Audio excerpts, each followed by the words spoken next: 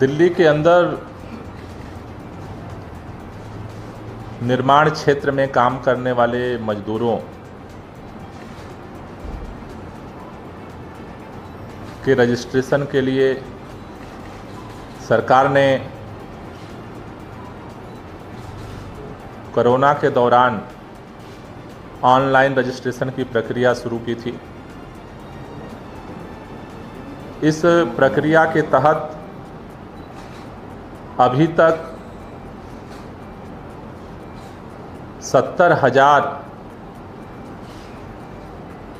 निर्माण मजदूरों ने अपना एप्लीकेशन रजिस्ट्रेशन के लिए दिया है। साथ ही साथ ऑनलाइन जितने एप्लीकेशन आए हैं उनके वेरिफिकेशन का काम भी चल रहा है। इस रजिस्ट्रेशन की जो प्रक्रिया है इसको और तेज करने के लिए 24 अगस्त से 11 सितंबर तक निर्माण मजदूर रजिस्ट्रेशन अभियान सरकार शुरू कर रही है। इस 15 दिनों के अभियान में, जिसमें सोमवार से शुक्रवार तक रजिस्ट्रेशन का अभियान यह चलेगा, निर्माण मजदूर रजिस्ट्रेशन अभियान। इस अभियान के तहत अभी तक दिल्ली के अंदर लोग अलग अलग साइबर कैफ़े से मजदूर अपना फॉर्म भरवा रहे थे, किसी के सहयोग से भरवा रहे थे। अब सरकार की तरफ से दिल्ली के 70 विधानसभा क्षेत्रों में 70 स्कूलों में 24 तारीख से कैंप लगाए जा रहे हैं जो 11 सितंबर तक चलेंगे। निःशुल्क दिल्ली के निर्माण मजदूर अपने अपने विधानसभा के संबंधित स्कूलों में जा कर के अपना रजिस्ट्रेशन, अपना फॉर्म अप्लाई कर सकते हैं। अब तक जो प्रक्रिया थी उसमें फॉर्म अलग भरे जाते थे और बाद में कार्यालय पर बुला करके वेरिफिकेशन होता था। इस अभियान के दौरान सभी कागज पूरे होने पर कैंप में ही फॉर्म भरे जाएंगे और साथ ही साथ उनके वेरिफिकेशन के काम को भी पूरा कर दिया जाएगा, जिससे मजदूरों को कई बार दफ्तर के चक्कर लगाने से जो है वो छुट्टी मिल सके। ये 70 कैंपों में सोमवार से शुक्रवार तक 24 से लेकर के 11 सितंबर तक ये पहले चरण का अभियान चलेगा। इसके रिस्पांस और उस प्रक्रिया की समीक्षा के बाद फिर आगे की रणनीति और उसके लिए आगे के चरण के हम निर्णय लेंगे। ये जो कैंप लगाए जा रहे हैं इसमें एक सबसे बड़ा प्रश्न और कन्फ्यूजन होता है कि कौन इसमें रजिस्ट्रेशन करवा सकता है, क्योंकि दिल्ली के अंदर कई तरह के मजदूर हैं। ये जो रजिस्ट्रेशन है, जो कंस्ट्रक्शन वर्कर हैं, निर्माण मजदूर हैं, उस क्षेत्र में काम कर रहे हैं, वो इसमें फॉर्म भर सकते हैं जो इसके लिए वैलिड हैं और इनका कार्ड बन सकता है। इसमें जो आते हैं उसमें बढ़ई, बार बाइंडर, बेलदार, कुली मजदूर जो कंस्ट्रक्शन साइट पे या घर बनाने में, मकान बनाने में, इस तरह के काम में जो काम करते हैं, कंस्ट्रक्शन साइट पर तैनात चौकीदार, कंक्रीट मिक्सर करने वाले, क्रेन ऑपरेटर, इलेक्ट्रीशियन, फीटरमैन, लोहार, सफेदी करने वाले, painter, plumber, POP labour, pump operator, राजमिस्त्री, शटरिंग करने वाले, टाइल्स स्टोन फिटर, वेल्डर, ये कैटेगरी के जो कंस्ट्रक्शन वर्कर हैं वो लोग इसमें अपना फॉर्म भर के अपना रजिस्ट्रेशन करा सकते हैं।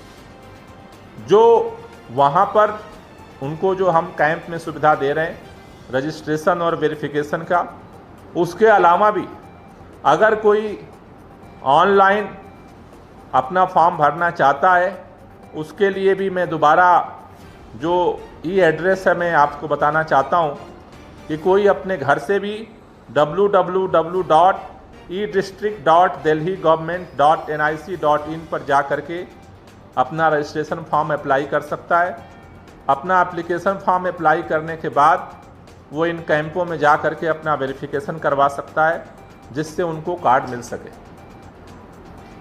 पेंडेमिक के दौरान, इस कोरोना काल के दौरान जितने रजिस्टर्ड मजदूर थे उन लोगों को 5-5 हज़ार रुपये 2 महीने डायरेक्ट उनके अकाउंट में दिए गए।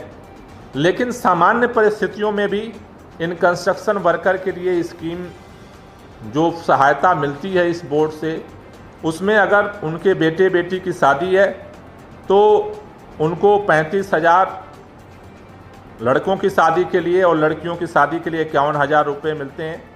उनके बच्चों की शिक्षा के लिए 500 रुपये से लेकर के प्राइमरी से, और अगर कोई प्रोफेशनल कर रहा है तो 10,000 रुपये प्रति महीने की सहायता मिलती है। स्वास्थ्य प्रसूति लाभ के लिए 30,000 की सहायता मिलती है।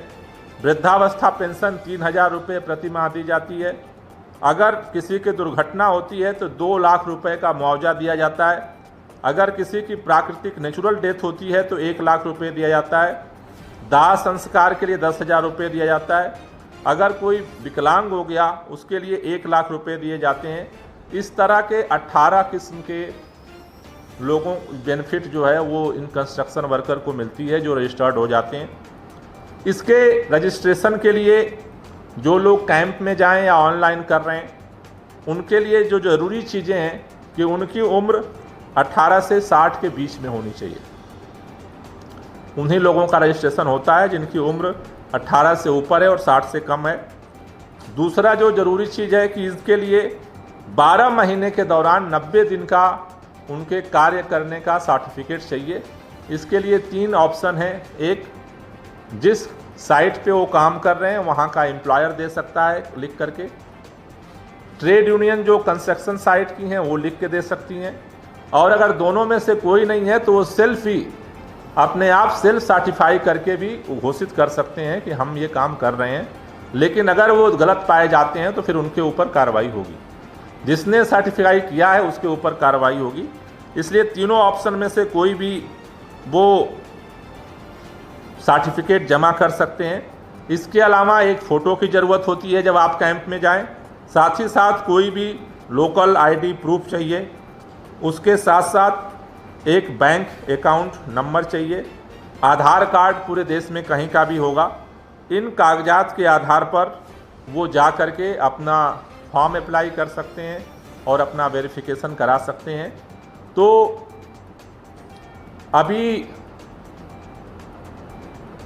दिल्ली के अंदर पहले से जो 70,000 लोगों का एप्लीकेशन जो आई हुई है, इस पूरे प्रक्रिया को और तेज़ करने के लिए अभियान चलाया जा रहा है। और हमें उम्मीद है कि दिल्ली के अंदर अलग अलग साइट्स पे, अलग अलग जगहों पे जो काम करने वाले लोग हैं वो इसमें अपना रजिस्ट्रेशन करवा करके लाभान्वित होंगे। इस अभियान को और गति देने के लिए हमने 70 विधायकों को भी पत्र लिखा है कि आप उनके क्षेत्र में जो भी अगर कोई कंस्ट्रक्शन वर्कर है उनको इन कैंपों पर पहुंचाने में सहयोग करें। 70 स्कूलों की लिस्ट भी सभी विधायकों को पहुंचाई गई है। साथ ही साथ जितने यूनियंस हैं उनको भी हमने पत्र लिखा है और ये सारा 70 कैंप की लिस्ट उनको भी पहुंचाई गई है। साथ ही साथ दिल्ली के अंदर जितनी वर्किंग एजेंसियां हैं जैसे PWD, irrigation flood department, DSIDC, MCD, central PWD, इन सारे एजेंसियों के इंजीनियर्स को भी ये डिटेल दी गई है कि उनके अंडर में जो अलग अलग विधानसभा के अंदर जो कंस्ट्रक्शन वर्कर हैं जो काम कर रहे हैं उनका भी रजिस्ट्रेशन वो इन कैंपों में ले जा कर के करवा दें, जिससे कि कंस्ट्रक्शन वर्कर को, निर्माण मजदूरों को अधिक से अधिक लाभ मिल सके और उनके ज़िंदगी में बोर्ड के द्वारा जो ये स्कीम है उसका फ़ायदा मिल सके। Thank you. कोई क्वेश्चन है? अभी तक आपने बताया कि 70,000 लोग रजिस्ट्रेशन करा चुके हैं। 70,000 लोगों ने अप्लाई किया है। वेरिफिकेशन 15,000 लोगों का हो गया पोस्ट पैंडेमिक। पहले का जो है लगभग 40,000 था। ये इस अभियान को चलाने की जरूरत अभी क्यों पड़ रही है? नहीं, अभी चूंकि पेंडेमिक के दौरान तो सोशल डिस्टेंसिंग की दिक्कत थी, तो हम कैंप तो गैदरिंग नहीं कर सकते थे। लेकिन अब धीरे धीरे स्थितियाँ नॉर्मल हुई हैं, तो अब हम उनको फिजिकली भी कैंप लगा रहे हैं। क्योंकि कई लोगों को, मजदूरों का एक कंप्लेन आया कि चूँकि उनको तो जो है वो रजिस्ट्रेशन करना नहीं आता, तो वो किसी साइबर कैफ़े पे जाते हैं और कहीं जाते हैं तो कोई 200 ले लेता है, कोई 1000 रुपये ले लेता है। तो ये सरकार की तरफ से हम कैंप इसलिए लगा रहे हैं कि उनको निःशुल्क जो है उनकी विधानसभा के अंदर ही उनको ये सुविधा मिल सके। वहाँ पर सोशल डिस्टेंसिंग का क्या पालन किया? हाँ, उसके लिए हमने सिविल डिफेंस हर जगह 70 कैंपों में लगाया है जो सोशल डिस्टेंसिंग के लिए काम करें। ये सर एप्लीकेशन नए होंगे जो पहले से ये नए होंगे, नए जो कर चुका वो दोबारा उसका एक्सेप्ट ही नहीं होगा। सर ये जो 5,000 रुपये दिए गए तो क्या आगे आने वाले समय में अगर ये काम नहीं मिलता तो सरकार क्या उसके लिए भी? वो तो अब परिस्थितियों के अनुरूप तो व्यवस्था बनाएगी सरकार। तो वो 5,000 जो आप बता रहे हो अभी तक कितने मजदूरों को दिया जाए? वो लगभग जो है वो 40,000 जो उस समय रजिस्टर्ड थे उन लोगों को जो है वो दिया जा चुका है। कितने महीने तक सर? 2 महीने का दिया गया था। 70,000 हाँ, 40,000 पेंडेमिक के समय ऑलरेडी रजिस्टर्ड थे, उनको 10-10 हज़ार रुपये दिया गया। उसके बाद से हमने ऑनलाइन रजिस्ट्रेशन शुरू किया। पेंडेमिक के दौरान रजिस्ट्रेशन तो बंद था, तो फिर हमने ऑनलाइन किया जिससे घर से ही लोग रजिस्ट्रेशन कर सकें।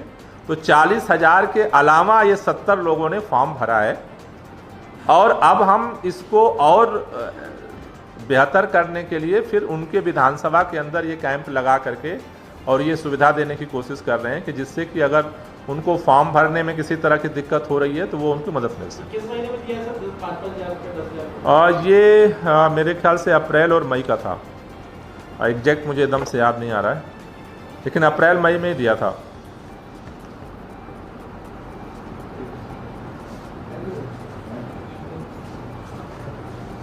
जो बाहर से जो भी मजदूर आ रहे हैं चले गए थे उससे उनको ज़्यादा इसका फायदा मिलेगा? हाँ, निश्चित रूप से, निश्चित रूप से, क्योंकि अब कंस्ट्रक्शन का काम शुरू हो गया है। कल से कैंप लगना शुरू हो जाएंगे? हाँ जी। क्या मजदूर की तरफ से कोई शिकायतें भी आ रही है कि दिल्ली में काम नहीं मिल रहा है या फिर? नहीं, मजदूरों की तरह से जिस तरह से कंस्ट्रक्शन साइट पे तो शिकायत नहीं है। कंस्ट्रक्शन साइट पे तो लोग बुला रहे हैं, क्योंकि अब कंस्ट्रक्शन वर्क शुरू हो गया है, तो लोग चूँकि जो उनके ठेकेदार हैं उनसे बात कर रहे हैं और धीरे धीरे लोग आ भी रहे हैं। लेकिन और जो लोग हैं जो इस तरह के हैं जिनके यहाँ काम नहीं मिल रहा है, तो जैसा हमने कहा था कि जो हमने जॉब पोर्टल लॉन्च किया है तो उसके माध्यम से लोग रजिस्ट्रेशन करवा रहे हैं। हम लोग भी मदद कर रहे हैं कि रजिस्ट्रेशन करिए।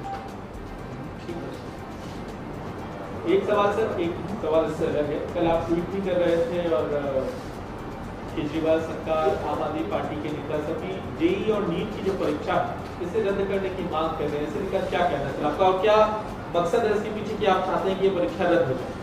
देखिए, इसके पीछे बहुत स्पष्ट है मकसद कि चूँकि जो परीक्षा देनी है छात्रों को देनी है और पूरे देश के छात्रों की ये मांग है कि इस समय जो स्थिति है उसमें जो है इसको पोस्टपोन किया जाए। तो मुझे लगता है कि सरकार, हम जिसके लिए काम कर रहे हैं उसकी जो तकलीफ़ है, परेशानियां हैं और उसकी डिमांड है, उस पर विचार करना चाहिए। सर, इसके लिए क्या सरकार भी अपने लेवल पर केंद्र सरकार से बातचीत करेगी या फिर आपकी ये पब्लिक में मांग है सीधे तौर? नहीं, देखिए, ये तो चूँकि ऑल इंडिया की मांग है और सभी एज ए राजनीतिक पार्टी होने के नाते हमने अपनी बात रखी है। जहाँ तक पब्लिकली हमने ये बात रखी और सभी जगह से आ रही है। मेरे ख्याल से सरकार इससे अब अननोन नहीं है और अनभिज्ञ नहीं है, तो निर्णय तो सरकार को लेना है। लेकिन इसमें क्या खतरा आप देख पा रहे हैं? क्योंकि ये भी कहा जा रहा है कि परीक्षा जो है वो खतरे को ध्यान में रखकर करवाई जाएगी, लेकिन आपको क्या खतरा नजर आता है? नहीं, मेरा कहना है कि हमारा तो एक ही चीज़ कहना है कि अगर सरकार कोई विकल्प बना रही है तो छात्रों से बात करनी चाहिए। मतलब एक जो ये है ना कि पूरे देश के छात्रों को ये लग रहा है कि भाई सरकार जो है बात ही सुनने को तैयार नहीं है। भाई चूंकि एक समस्या पैदा हुई है, एक नई परिस्थिति बनी है, और नई परिस्थितियों में हम लोग हर चीज़ का एक नए तरह से सलूशन निकालने की कोशिश कर रहे हैं। तो सरकार को बात करके एक जो लॉजिकल निर्णय हो उसको लेना चाहिए, बजाय कि सारी चीज़ों को अनसुनी कर देने के।